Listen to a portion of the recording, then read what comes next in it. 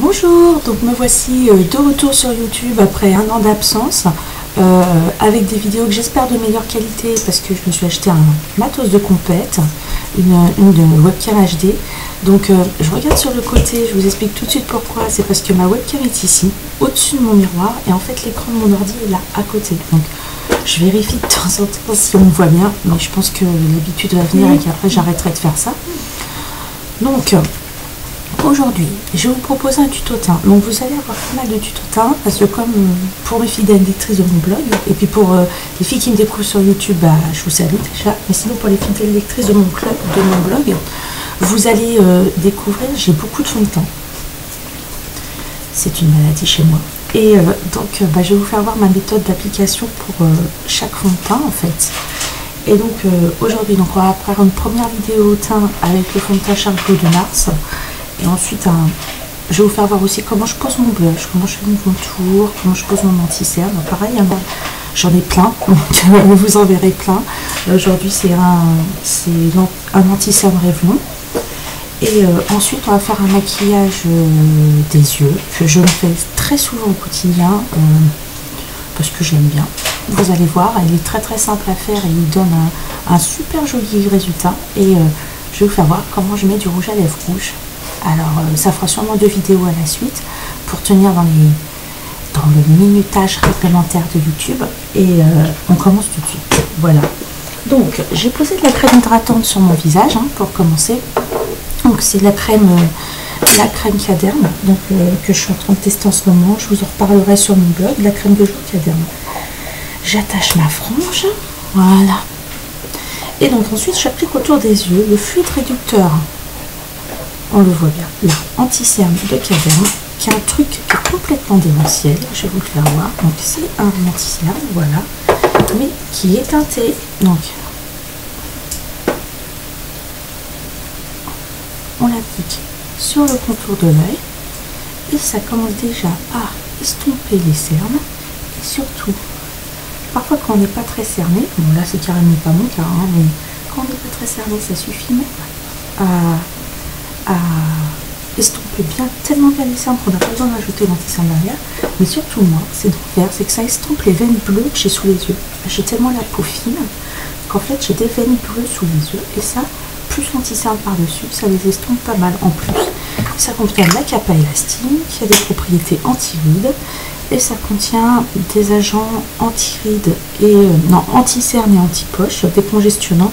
C'est un très très bon produit, j'aime beaucoup. Vous trouverez de toute façon la liste des produits utilisés sur mon blog et je vous mettrai le lien pour Caderme dans la barre d'emploi en dessous. Ensuite, on attaque avec mon chouchou, le fond de teint Charles Clos de Nars que j'adore. Alors je lis sur beaucoup de forums que le fond de teint Charles Clos de Nars marque la peau, des zones de déshydratation. Donc moi j'ai la peau sèche. Ça dépend de la façon dont on l'applique. J'ai découvert que si on l'appliquait au pinceau, effectivement, il marquait, mais si on l'appliquait au doigt, il ne marquait pas. Donc, je l'applique au doigt. Donc, ça va être le tuto teint le plus simple que je vais vous faire, je crois, puisque je vais appliquer mon fond de teint au doigt, à l'ancienne, à l'époque où j'étais pas encore sur YouTube, sur les blogs, avec on achetait 150 000 pinceaux. Et ben voilà, on revient aux fondamentaux. Donc, moi, j'ai la teinte Gobi. Voilà. J'en prends 2 pressions, c'est largement suffisant. François Nars, dans son livre, dit qu'il en prend 4 pressions, qu'il met sur le visage et qu'après il passe un coup de... Il absorbe l'excitant avec un Kleenex. François Nars, il n'achète pas son fond de teint, c'est lui qui le conçoit, mais le Charles Clos, c'est pas le fond de teint le moins cher de la galaxie, on va dire. Il est même sacrément pas donné. Donc en appliquer, en gâcher la moitié en l'aspirant avec un Kleenex, moyen. Donc voilà, vous voyez, donc c'est très simple, je tire la matière jusqu'au...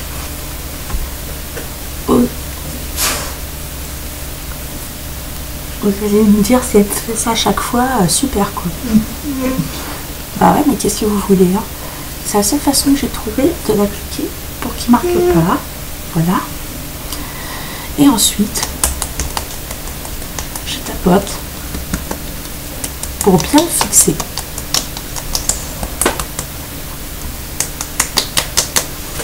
Voilà, on a presque fini le teint maintenant. Et mon anti-cerne, donc voici mon anti-cerne qui est l'anti-cerne le Photo Ready Concealer de Revlon, qui est très bien et très pratique, très couvrant, surtout parce que vous voyez il se présente en stick. Donc je prends mon anti-cerne, je prends un pinceau Fluffy. Alors ça c'est les pinceaux que Sephora faisait dans la gamme Sephora Platinum, mais bon, que j'avais acheté en solde quand ils ont arrêté la gamme, qui étaient des très bons pinceaux. Mais vous en trouverez dans toutes les marques des pinceaux comme ça. Donc, vous pouvez prendre le 224 ou même le 217 de MAC si vous les avez. Donc j'en applique sur le contour de mes yeux. Vous voyez, sur le contour de mes yeux, je monte bien. Pour retirer toujours ces fameuses veines. Voilà.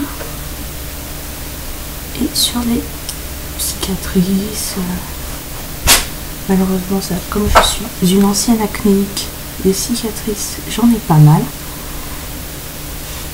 et les imperfections. Voilà, ensuite je prends mon pinceau et j'estompe.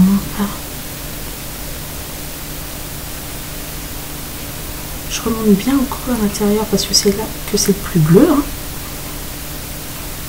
Voilà. Donc le fait de l'appliquer avec un pinceau plutôt qu'au doigt.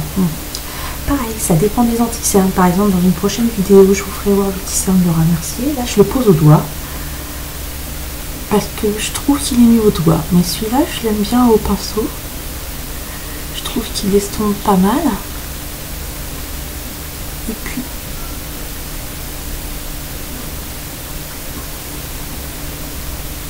ouais, je trouve qu'il est pas mal posé au doigt, quoi. Posé au pinceau, je veux dire. Réveille-toi, ma grande. Voilà, donc là, j'ai bien estompé. Et puis en plus, le fait de le poser au pinceau, celui-là, ça évite de trop marquer les ridules de déshydratation sous les yeux. Et ça, c'est toujours très bien. Voilà. On en est là. On est bien. Hein? Maintenant, on va prendre de la poudre de fixation. Donc, c'est la poudre Prep and Prime de MAC. Pareil, j'ai 150 000 poudres, hein, donc vous allez en voir plein. J'en ai différents du total. Je vais essayer de ne pas utiliser deux fois le même produit pour vous faire voir comment je les applique à chaque fois. Voilà, donc j'en prends un peu là, vous voyez, hein, dans le couvercle. Je prends un pinceau poudre, hein, donc c'est l'équivalent. Alors, je l'avais acheté il y a très longtemps, il y a au moins 2 ans. C'est un Coastal Sense, c'est l'équivalent du 134 de MAC, le pinceau poudre. Et là, c'est le C309, le Jumbo Chisel Powder. Voilà, je mets mon pinceau dedans, je tourne, je tapote pour retirer l'excédent. Ici, c'était du fond de teint minéral en fait. Et je poudre toute la zone médiane. Je reprends un peu, je fais le dessous des yeux.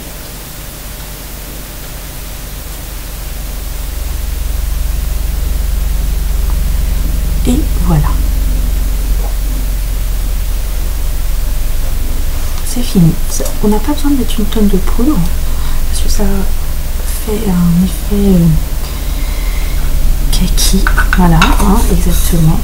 Donc un tout petit peu, ça suffit. Surtout que le fond de teint Charlotte, c'est un fond de teint qui se fixe déjà pas mal à la base. Donc il n'y a pas besoin de mettre une tonne de poudre.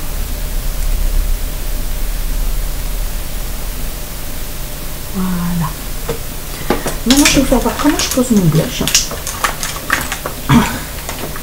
Et surtout, la méthode de la Magic Line, dont je vous ai déjà parlé sur mon blog. Donc, je vais vous faire voir. Donc, quand on a le visage, ça va pas toutes les formes de visage, ok, mais quand on a le visage rond, comme le mien, ou qu'on prend de l'âge et qu'on a envie d'avoir un effet un peu lifting, il y a un truc qui est pas mal, c'est la Magic Line. Donc je vais vous expliquer. En fait, vous prenez un pinceau, n'importe quoi, et vous faites un trait comme ça, comme si qui passerait par le coin externe de votre œil, vous voyez. Et donc en fait, ici, vous avez le droit de poudrer, mais là, vous ne mettez rien.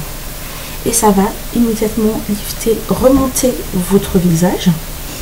Et pour le contourner, c'est pareil, ça va creuser vos joues, mais ça va donner un effet super joli, franchement. Donc je vous fais voir tout de suite comment on fait. Donc j'utilise la poudre Warmth de Barre Minéral. Donc c'est la poudre que j'utilise pour faire mon contour. Vous voyez, donc j'en ai un peu dans le couvercle. Je prends le pinceau Flawless Face de Barre Minerals. Je le remets dans son couvercle. J'appuie. Et je prends, donc moi je fais pas ça tout matin, mais c'est pour vous faire voir, hein. Moi maintenant j'ai repéré, voilà, je prends mon pinceau qui passe par le coin externe et voilà, je pose mon contour comme ça, c'est-à-dire dans la zone non concernée à l'intérieur. J'en pose aussi ici, voilà, je vais faire pareil de l'autre côté.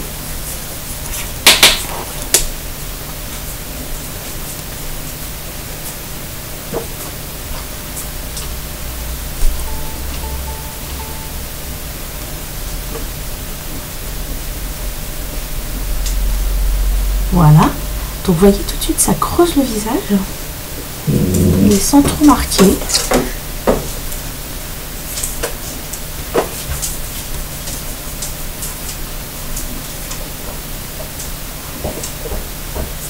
Voilà. Et ensuite je vais prendre un de mes blushs préférés, surtout pour les peaux claires, c'est Coralista de Benefit. Vous voyez, il a bien souffert, hein, parce que c'est bien baladé partout, donc il est comme ça.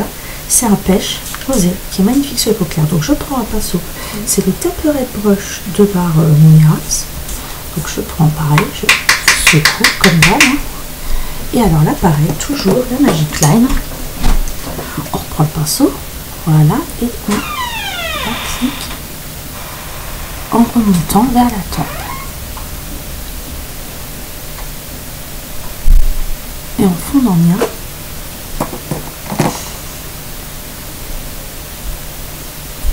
Avec le reste du maquillage.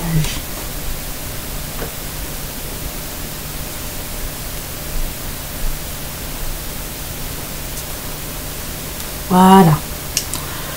Et ben voilà, j'ai déjà fait mon teint, j'ai terminé. Donc je vous ai fait voir la Magic Line, comment j'appliquais le fond de teint Charlotte et le Photoready Concealer de Revlon. C'est les trucs les plus simples que j'ai. La prochaine fois ce sera un peu plus compliqué, on utilisera des pinceaux, etc. Et donc là dans la vidéo suivante, je vais vous faire voir comment je vais maquiller les yeux. Donc je vous donne rendez-vous tout de suite. Ou si vous n'avez pas le temps de regarder la seconde vidéo, je vous souhaite une bonne journée et puis à bientôt. Au revoir.